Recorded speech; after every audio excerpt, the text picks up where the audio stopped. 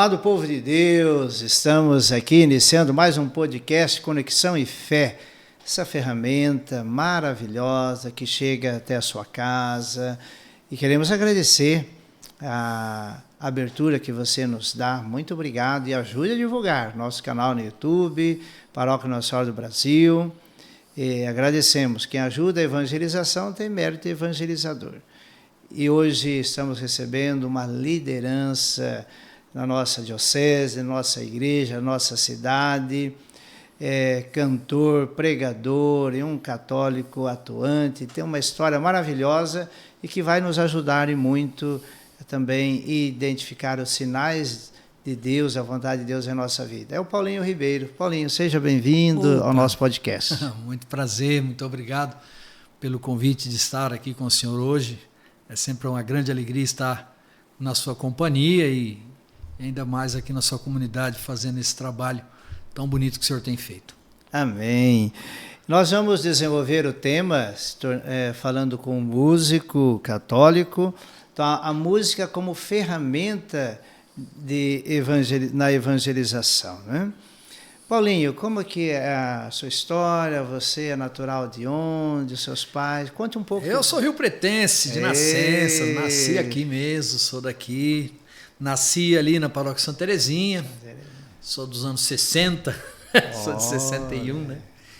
E peguei uma transformação grande na igreja, né? Peguei ali dos anos 64, o nosso Vaticano II, e peguei uma fase de mudanças na igreja. E comecei ali na minha comunidade, fiz primeira comunhão e tudo, lá na Paróquia Santa Terezinha. Mas naquele tempo a comunidade ainda era uma capela praticamente ali da Basílica, né? Dos padres franciscanos, dos capuchinhos, né? Então a gente acabou frequentando bastante também ali a Basílica. E a minha vida musical praticamente começou vendo ali o pessoal cantar nas missas. Opa, nós pegamos uma revolução, né? Uma época de revolução ali, que a gente começou a colocar violão nas missas. Essa foi, nossa, meu Deus do céu, era um escândalo. Né?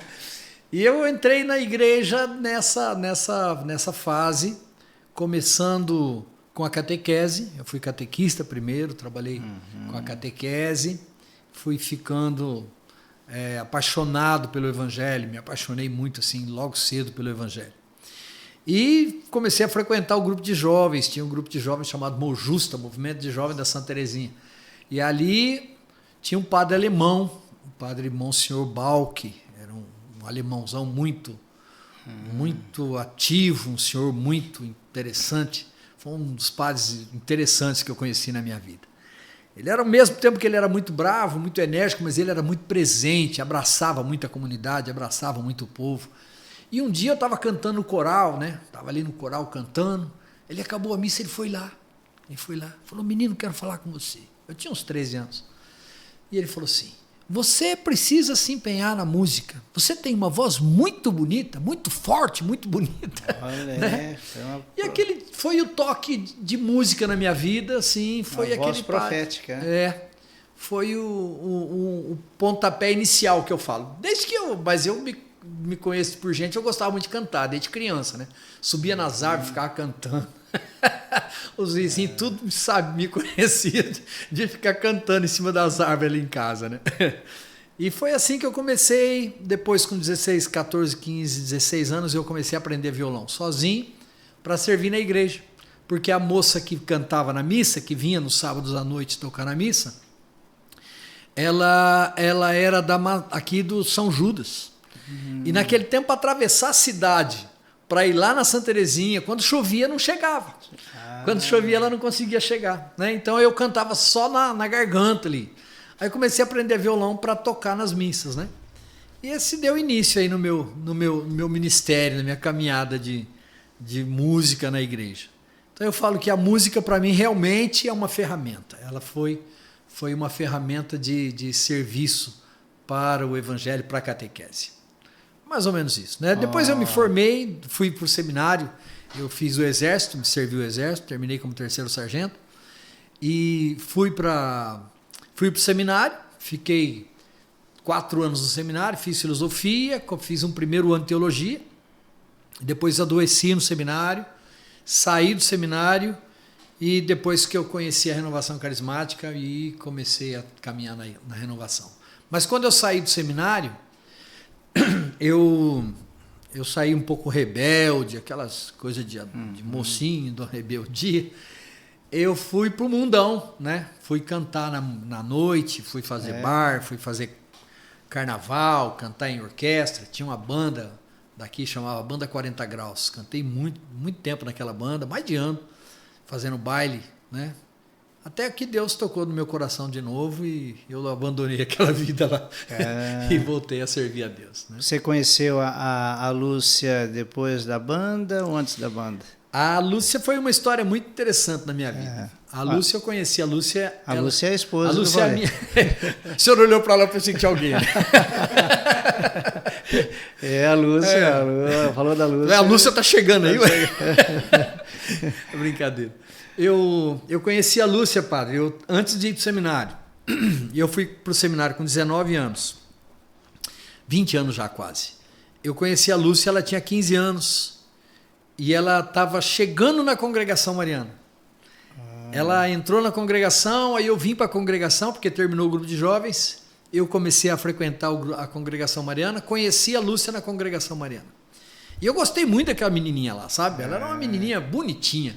E eu gostei muito dela. Mas eu tinha intenção de ir embora, né? Eu tinha intenção de ser padre e tudo. E a gente só teve amizade, assim, uma amizade muito profunda. A Lúcia não tinha primeira comunhão. Ela estava chegando na igreja, porque a família dela não frequentava, não tinha frequência na igreja. Não era batizada, aquela coisa toda, mas não tinha feito nem primeira Eucaristia. Aí eu levei ela para a irmã Heloísa, que é falecida já, nossa querida irmã. E a irmã preparou ela para a primeira Eucaristia, dei uma Bíblia para ela, a primeira Bíblia que eu dei foi para ela.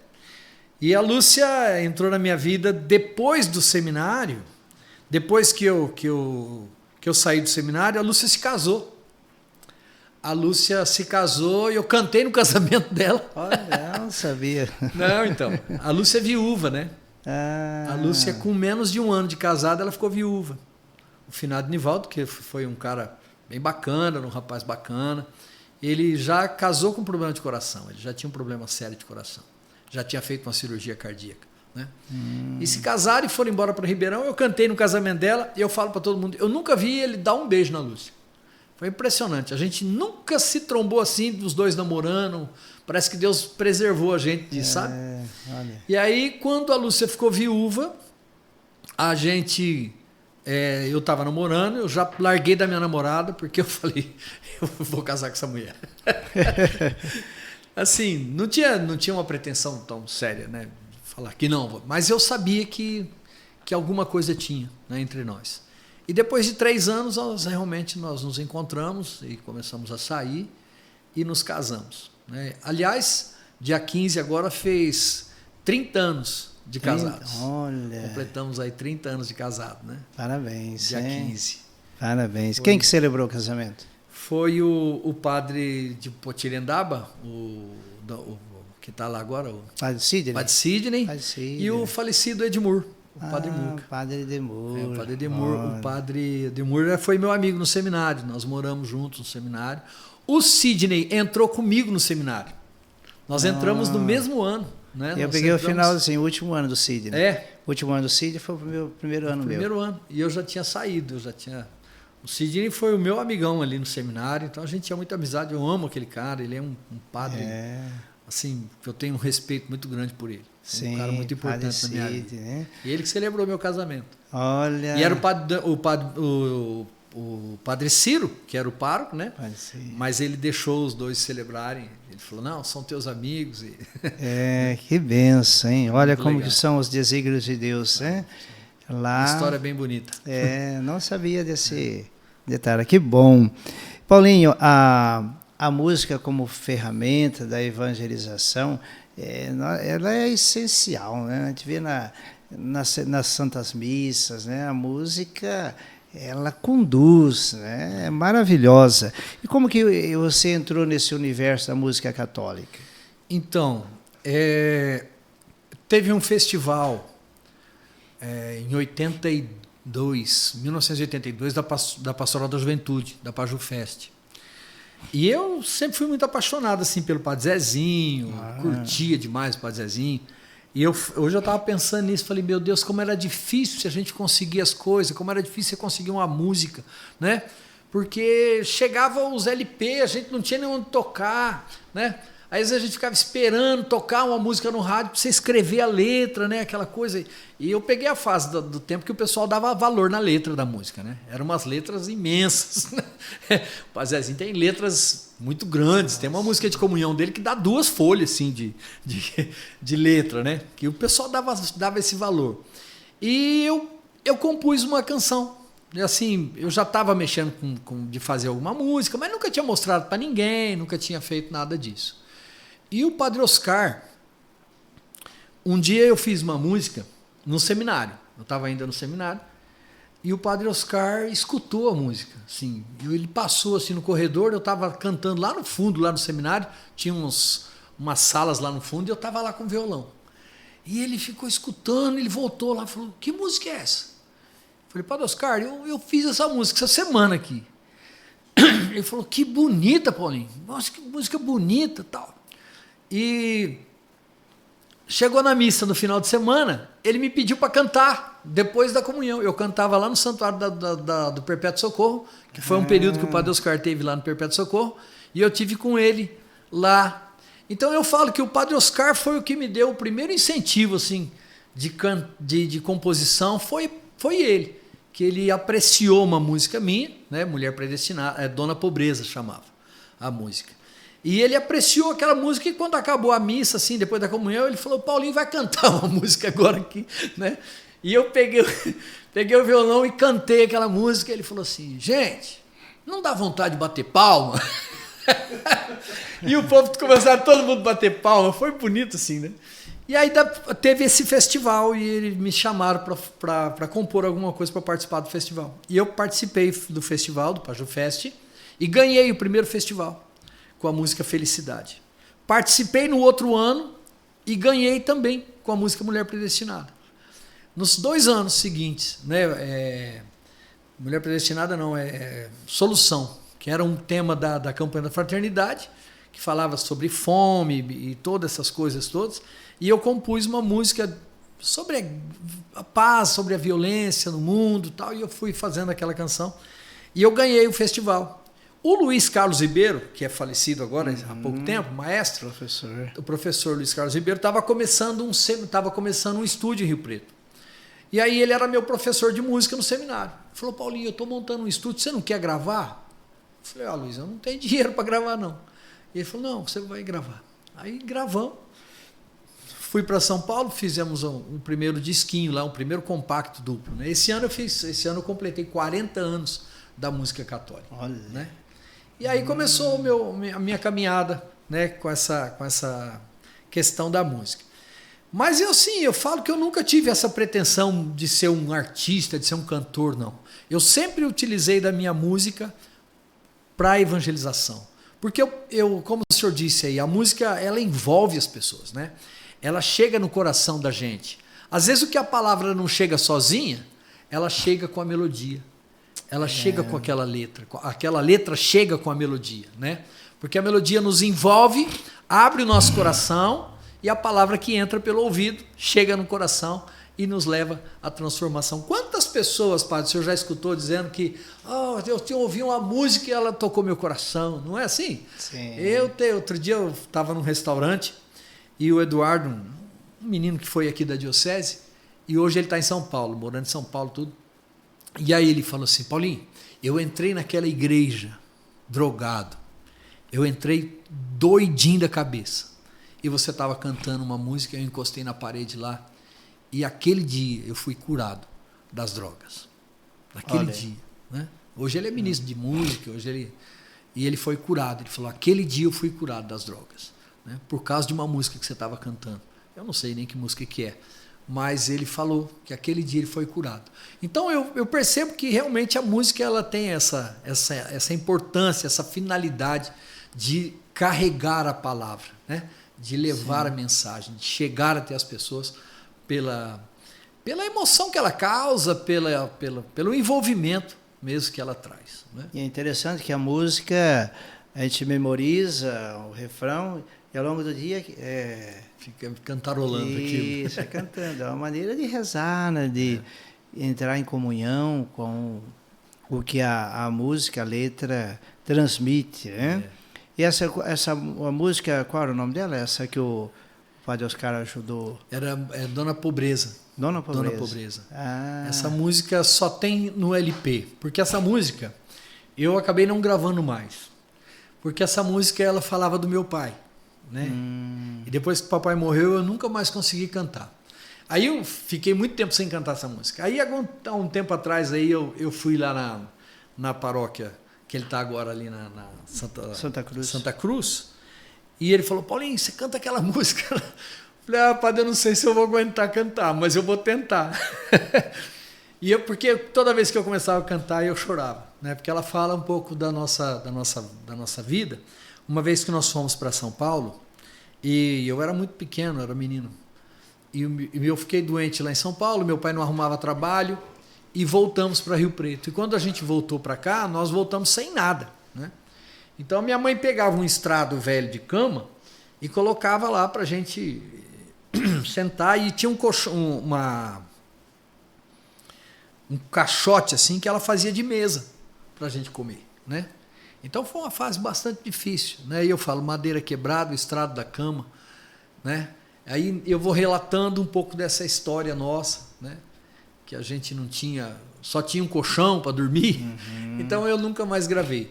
Mas agora a gente está colocando tudo agora nas redes sociais, né? Tá, então muito material meu que estava perdido, CDs que estavam parados, então nós estamos agora já nas redes sociais, colocando no Spotify, em todas as outras redes aí para divulgar o nosso trabalho.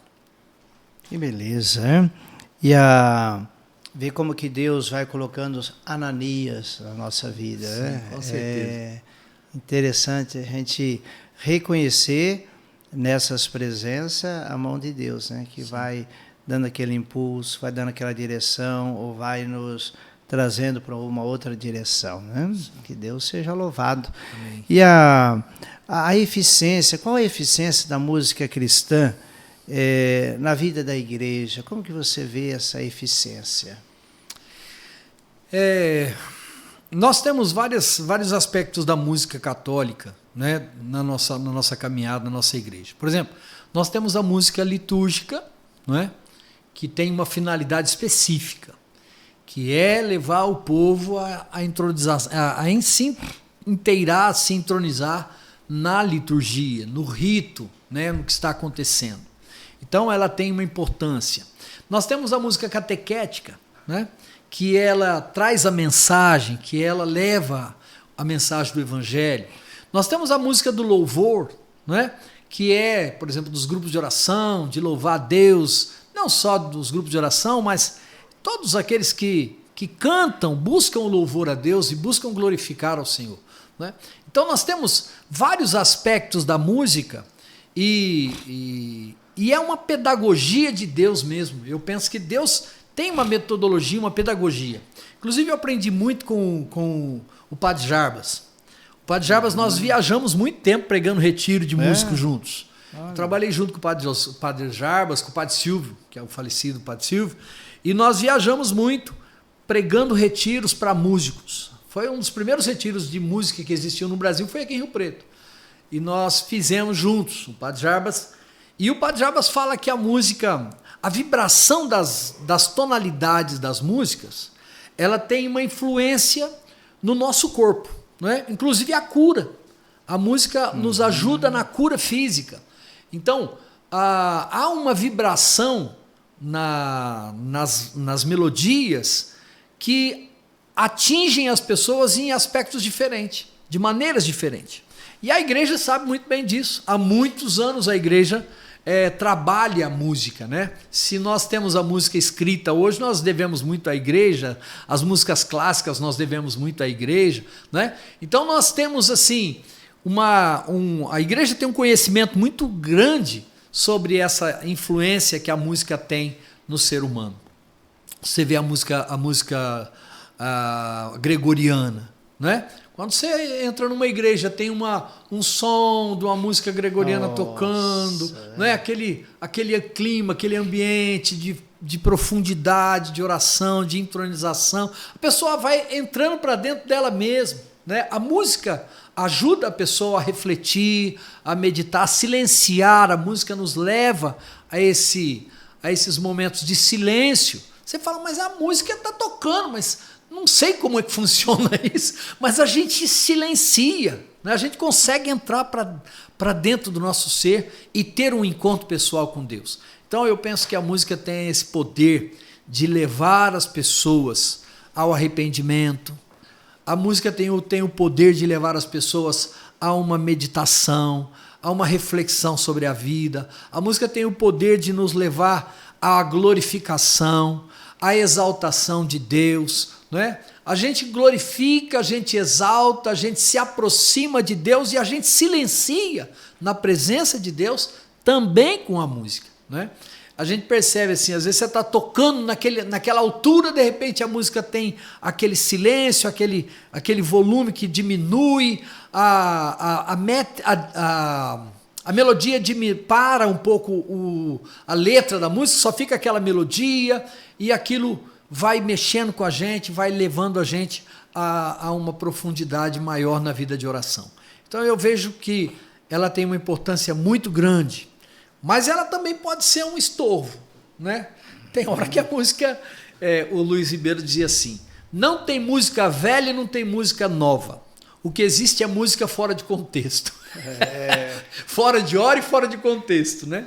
Então, às vezes a gente acaba errando na liturgia, colocando músicas que não cabem naquele momento, música que é uma outra letra, totalmente fora daquilo que foi o evangelho e foi tratado, totalmente fora daquilo que a liturgia pede. Então, há um estorvo, às vezes, também com isso, que a gente precisa ter um certo zelo, né? Então, como que se deve preparar um músico cristão, um músico católico, que precisa ter um norte, né? Para preparar ele, como ele tendo a consciência nas comunidades, na celebração, que ele é um instrumento de Deus de levar as pessoas a rezarem, mas as pessoas também a ser parte, né? A cantar, né? Como é que é o negócio do padre, quando está lá escutando lá? Não é assim, padre. Às vezes eu acho que vocês têm vontade de sair correndo. Tem vontade de sair correndo, né? Porque às vezes as pessoas não se preparam, padre. É triste. É triste porque o cara não quer estudar, não quer aprender a tocar direito, né? O cara às vezes pega lá, o padre Joãozinho uma vez falou assim, o cara aprende 2 acordes, pega um violão azul e vai tocar na missa.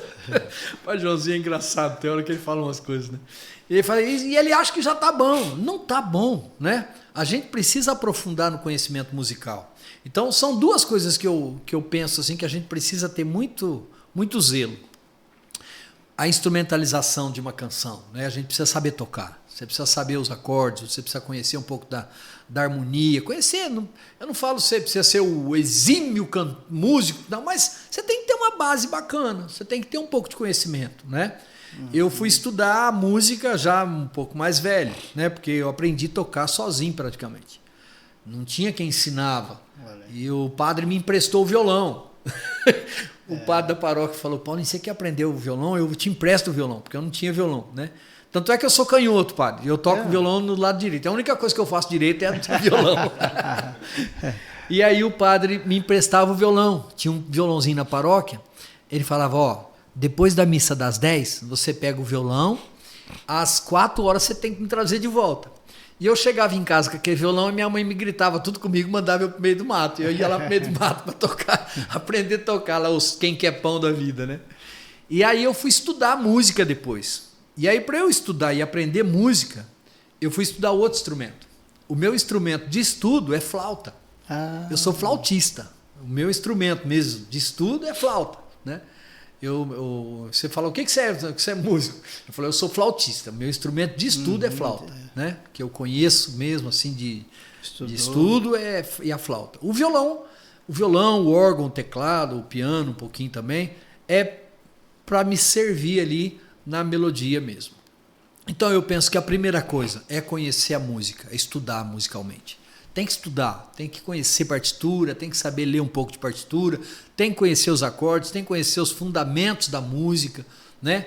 Conhecer a dinâmica. Uma coisa que o pessoal não tem é dinâmica, porque a música tem uma dinâmica, tem hora que ela está lá em cima, tem hora que ela desce, tem hora que ela, né? Ela tem essa dinâmica que o cara não sabe, precisa aprender. O Luiz Ribeiro brigava muito com a gente por causa disso. Aqui na música da diocese, ele brigava muito. Vocês precisam ter dinâmica, precisa baixar, tem hora que precisa subir, tem hora que precisa baixar, né? E a gente começa a dengue e vai a música inteira, né? Naquela pauleira. E a segunda coisa é que a gente precisa saber aonde que a gente está, né? O que você vai fazer? Você vai tocar num grupo de oração? Você vai tocar num velório? Você vai tocar numa catequese? Você vai estar tocando na missa? São coisas diferentes, são situações e cenários diferentes e que requer preparos diferentes, né? Você vai para a missa, o padre Joãozinho tem um livro dele que fala sobre os 10 pecados do músico. E um dos pecados do músico que ele fala no livro dele é sobre não ler o evangelho. A pessoa vai preparar a missa e ela nem lê o evangelho, ela não sabe do que vai estar tratando a liturgia, né? Então, conhecer a liturgia daquele dia é muito importante, saber do que se trata o texto bíblico, as leituras, o salmo do dia, saber do que está se tratando é muito importante, né? Aí a gente vai tocar num batizado, né? Eu não sei se usa aqui, o pessoal tem música nos batizados aqui. Não temos, mas poderemos colocar. Poderemos colocar. É uma coisa interessante.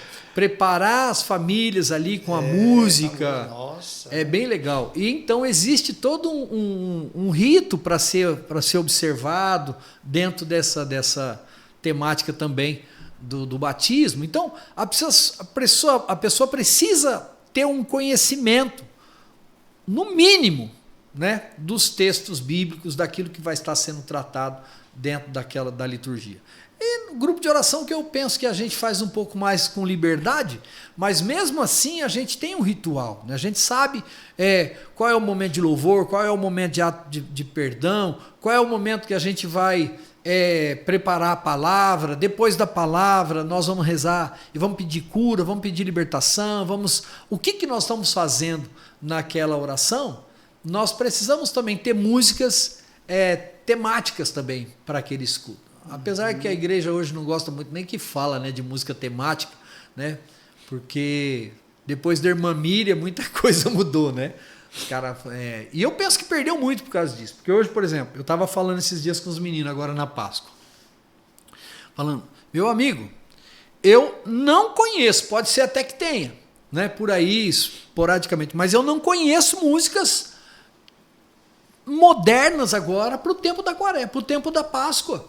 Nós só estamos cantando coisa antiga, né? Verdade. A gente só tem coisa antiga, não tem coisa nova. Porque naquele tempo a irmã Miriam fazia o tema, essa missa aqui é a missa de São José, a missa de São José. Então ela tem aquela missa temática ali, específica do São José, as músicas de São José e tudo certinho. Então ela fazia isso com muita propriedade. Então nós temos nós devemos muito da música católica para a irmã Miriam. Ela fez um trabalho extraordinário no Brasil com essa questão, né? Então hoje os liturgistas não gostam muito dessa questão de missas temáticas e tal, mas foi importante para nós, porque nos formou, né? Pelo menos a mim, que sou dos anos 60 ali, dos anos 70 até os 80, que a gente pegou o começo mesmo de colocar música na liturgia. Era tudo latim, padre. Nossa. Antes era tudo latim, né? Então nós começamos a descobrir, por exemplo, o ato penitencial, o salmo. A gente cantava, a gente chamava música de meditação, não tinha salmo. Olha só, né? Então a gente não fazia o salmo da missa, né? A gente cantava música de meditação. E ali era uma coisa, estava errado, mas era o que a gente tinha para a hora, né? Então essa preparação eu acho fundamental. O músico católico cresceu bastante, se desenvolveu muito, mas ainda a gente tem muito a caminhar.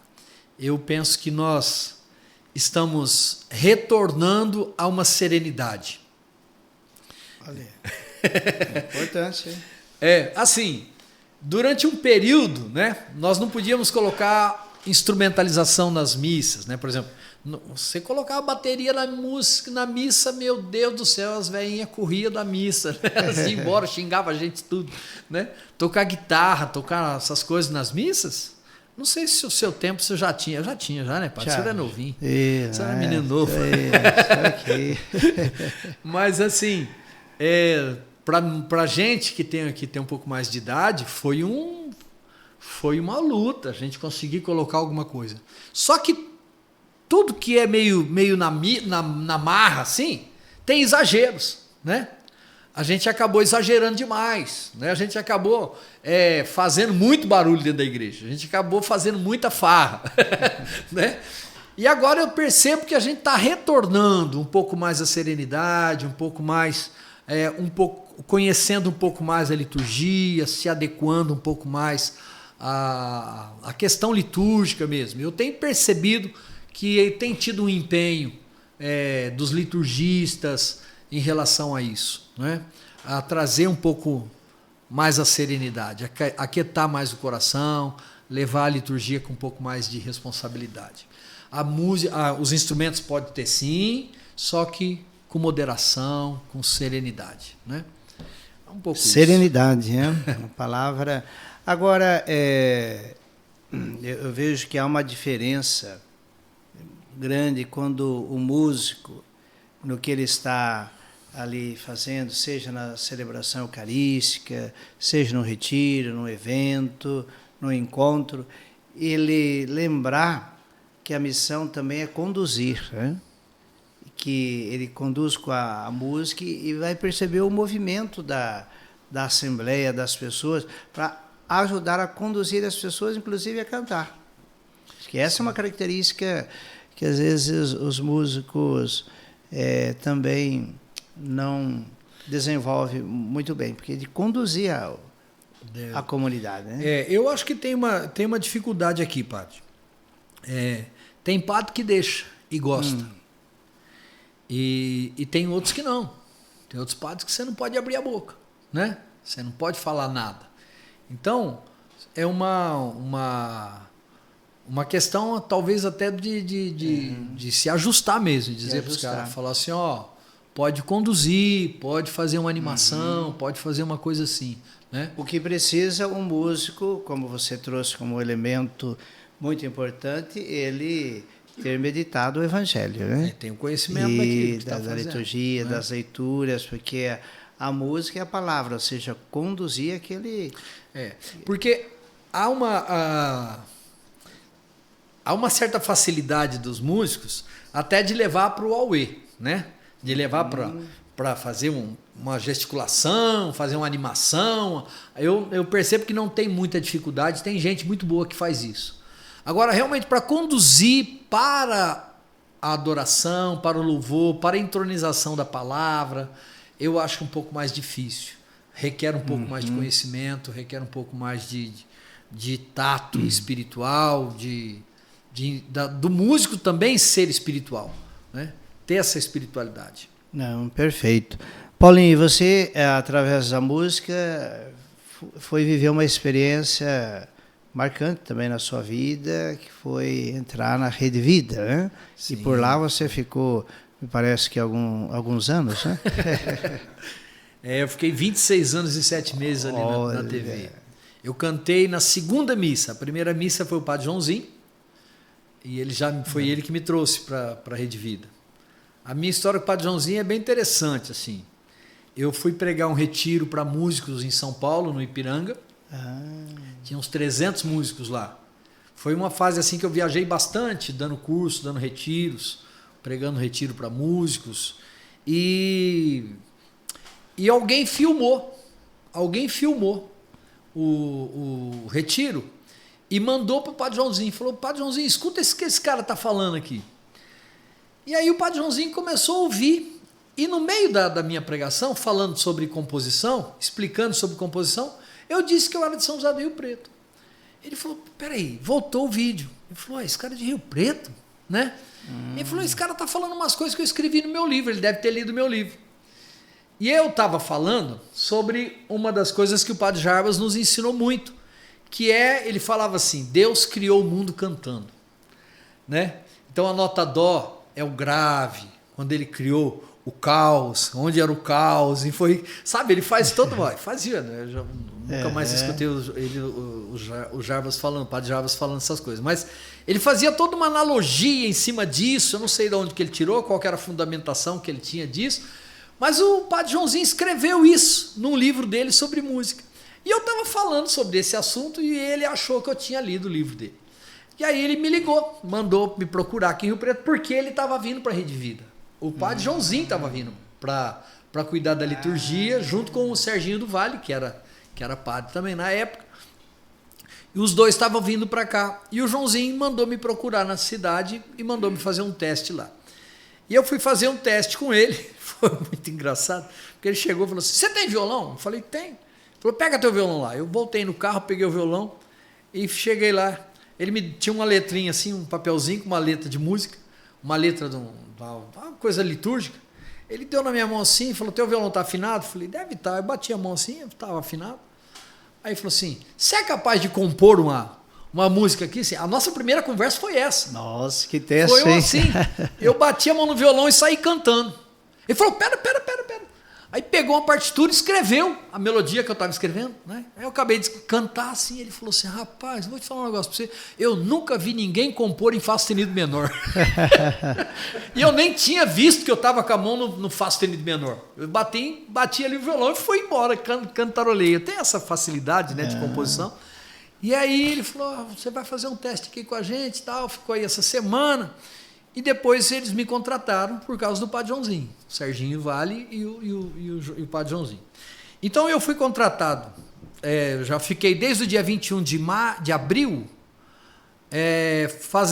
preparando os padres junto com eles para a primeira missa, que foi o Padre Zé Luiz, que celebrou a primeira missa em maio, 1º de maio.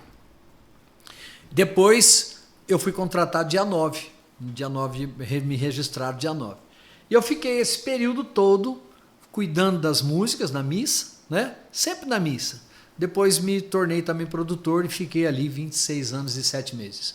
Foi uma experiência muito bonita na minha vida, sou muito grato porque Deus me colocou ali. Eu sabia que era Deus que tinha me colocado, eu sabia que o dia que eu saísse era Deus que estava me tirando também. Porque eu não tinha coragem de sair. Por muitos momentos eu tive vontade de sair. Porque eu me sentia muito preso também. Porque antes da Rede Vida, eu viajava muito, fazia show, viajava, pregava retiros. E quando chegou a Rede Vida, eu me fechei ali dentro, né? Fiquei esse tempo todo servindo a Rede Vida. Claro que pela televisão a gente chegou em lugares que eu nunca chegaria, com certeza, né? E a televisão tem esse poder, né, de chegar em lugares que a gente nem imagina que a gente está chegando, né? Então, mas eu tinha certeza que um dia ia terminar, porque Deus tinha outro projeto na minha vida, né? Então, esse período que eu fiquei na televisão, muitas coisas aconteceram, muitas tentativas, que não vem ao caso, mas foi uma experiência assim de Deus na minha vida. E eu servia ali com muito amor, sabe? Eu fazia o meu trabalho ali com muito amor. E era muito difícil no começo, porque como eu estava dizendo, hoje você abre a internet, você acha salmo para cantar à vontade, né? Você acha música de tudo quanto é jeito na liturgia, você acha tudo. Naquele tempo, há 27 anos atrás, não tinha. Você não tinha essa facilidade toda. E os caras todo dia eles queriam coisa nova. Todo dia eles queriam melodias novas para os salmos, e eu compunha semanalmente, E naquele tempo, a gente cantava a missa inteira, era todinha cantada. Inclusive, eu não sei se o senhor chegou a pegar esse tempo, que o padre fazia a homilia lendo. Era lido. Ah, sim, um cachorro. O cara ficava lendo lá no teleprompter ali, ficava lendo. Lia o tempo todo e a gente cantava lendo. O pessoal pensava que a gente estava indo para o céu, porque ficava olhando para cima e cantando ali, né? Eu presidi uma missa. Assim? Uma. Então, foi os primeiros 5 anos da televisão. Os primeiros 5 anos foi assim. Então, a gente cantava toda semana, eu tinha que compor. O Serginho me mandava os textos e eu compunha a oração eucarística semanalmente. Semanalmente eu compunha todas as melodias para a oração eucarística, porque ele nunca repetia. Ele nunca repetia a oração eucarística, ele nunca repetia os textos, né? Então ele modificava o tempo todo. E, inclusive, o Serginho tem músicas comigo de ato penitencial que nós compusemos ali, acho que umas 20 músicas juntos, né? Ele fazia a letra e eu fazia a melodia. Beleza. Mas foi uma experiência bonita. Eu agradeço muito a Deus por isso. Os Ananias. Os Ananias da vida, né? E você, a banda, como que ela está? Sim, eu tenho trabalhado, padre. Eu tenho alguns shows marcados, tenho uma caminhada aí com os meninos. A gente ainda estou viajando, pregando retiros também, dando formação. Estou voltando agora para a renovação, porque eu fiquei muito tempo sem servir a renovação. Por causa do meu trabalho mesmo, não tinha muita possibilidade, né? Então eu estou voltando a servir a renovação também, nos retiros, nos encontros. Preguei o retiro de carnaval esse ano, a Diocese de Jales, para a renovação carismática ali, né? Tenho voltado a pregar nos grupos de oração, tenho ido também servir nos grupos de oração. E eu estou com a minha banda aberta aí para shows e fazendo também um trabalho de evangelização em praça. Agora nós estaremos em Cosmorama, no 1º de julho, vamos fazer um show lá também na praça. Né?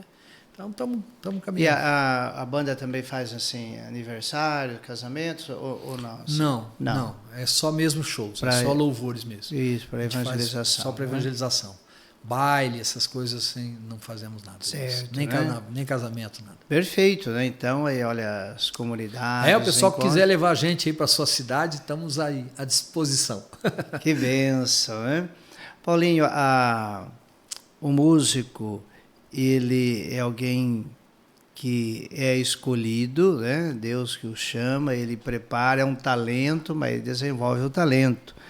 E o músico que busca uma sustentação na Eucaristia faz diferença, né? Com certeza, padre. Eu me lembro assim que pegou muito para mim o Evangelho de Lucas, no capítulo 10, quando Jesus fala ali que a messe é grande e os operários são poucos. E por causa desse texto, eu resolvi entregar minha vida a Deus. Resolvi entregar a minha caminhada, né? Mas eu percebo que quando a gente se afasta um pouco da Eucaristia, se afasta da oração, a nossa expressão de música de Deus na vida das pessoas cai muito. Cai muito. Porque o músico tem que estar inspirado. O músico tem que estar com a condução do Espírito. Ele tem que estar cheio do Espírito Santo. O músico de Deus tem que estar cheio de Deus, né? Então, para a gente estar cheio de Deus, nós precisamos dos sacramentos, nós precisamos da Eucaristia, nós precisamos do sacramento da confissão, nós precisamos de direção espiritual, nós precisamos de uma vida de oração individual, solitária, sozinho, você lá no teu quarto. Porque eu aprendi muito assim na minha vida que é muito bonito a gente estar lá na frente cantando e tudo. Só que o que vale de verdade na vida de um artista de Deus é os momentos que você está sozinho com o Senhor. Aquilo ali é que realmente vai lhe levar para o céu ou não vai levar. Né? Porque às vezes a música ela tem um problema muito sério. Ela pode nos tornar vaidosos, ela pode nos tornar pessoas arrogantes, pessoas cheias de si, que se acham alguma coisa, né? Porque a música, a gente vira artista, né? Você fica num pedestal, as pessoas te admiram, as pessoas gostam do que você faz. Então, os elogios vêm, você fica sendo muito cocorocado com as pessoas. Minha mãe falava assim, você está sendo muito cocorocado. Então, E a gente gosta disso, né? A gente gosta desse elogio, a gente gosta dessas coisas todas. E isso pode nos levar a uma perdição muito grande, né? Então é primordial que o cantor de Deus, o músico de Deus, consagre a sua vida a Deus, consagre seu instrumento a Deus, consagre a sua caminhada a Deus e tenha uma vida eucarística, tenha uma vida de Deus. A vida eucarística e consagrar a Deus, né? O talento, o ministério, esse servir. Até, né? Até o seu instrumento, padre. Quando a gente era criança, minha mãe frequentava centro de macumba, centro de terreiro. Minha mãe era meio mística, assim, gostava dessas coisas todas. E eu me lembro que a gente ia. E eu me lembro que um dia um rapaz queria pegar um atabaque do centro e levar para fora do centro, para uma festinha de criança que eles estavam fazendo e tal. O dono do centro disse assim: aquilo que é consagrado aos santos não se mexe. Não se usa para outra coisa, né? Então eu entendi muito cedo isso. Os instrumentos que são consagrados para servir a Deus não devem servir ao demônio. Não deve servir aos espíritos do mal, não deve servir ao mundo, né? Então, os meus instrumentos só tocam para o Senhor. As minhas coisas é para Deus. Então, eu aprendi que a gente não deve misturar, não. Ótimo. Meus instrumentos só tocam para o Senhor, né? Que frase forte, né? E, Paulinho, como que as pessoas conseguem conectar com o seu trabalho pelas redes sociais? Como agora eu estou aí no YouTube, no Instagram, né? No Facebook, Paulinho Ribeiro Oficial, né? Tem as lives, né? Tem, agora toda quarta-feira também tem uma live. E todo dia de manhã tem um videozinho de 7, 8 minutinhos também de reflexão que a gente faz caminhando ou cantando uma música, né? E tá lá, Paulinho Ribeiro Oficial. E as minhas músicas agora você pode procurar aí também nas plataformas musicais. Eu estou fazendo uma campanha para vender os restos dos meus CDs, né? Porque agora... Aí eu falei assim, esses dias, gente, eu estou fazendo agora os CDs a R$10. Estou vendendo meus CDs a R$10. Estou fazendo uma promoção de extinção. Porque acabou, né? Acabou CD. Ninguém mais vai ver, ninguém mais escuta CD. Não tem, os carros novos agora já vêm, não tem nem pendrive mais. Agora é tudo Bluetooth, né? Olha. Então não tem mais nem como você gravar um pendrive e colocar ali. Então mudou, né? Mudou totalmente. E a gente tem que ir acompanhando, né? Eu demorei muito para aceitar isso, sabe? Demorei muito, porque eu vivi da minha música, eu vivi muito tempo de venda dos meus CDs, né? Eu tinha o meu salário da Rede Vida, mas durante muito tempo eu vendi meus CDs. Eu sou um músico que ainda vendia CD, né? Então ainda tem aí, se alguém quiser alguma coisinha, a gente tem.